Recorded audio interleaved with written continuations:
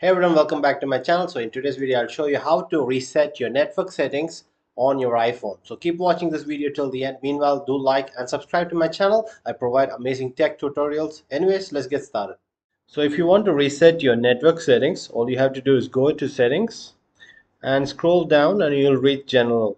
Just click on general, then go down a little and here you'll reach transfer or reset iPhone. Just click on that and here you just click on reset. So once you click on that, you will find all these settings like reset all settings or reset network settings.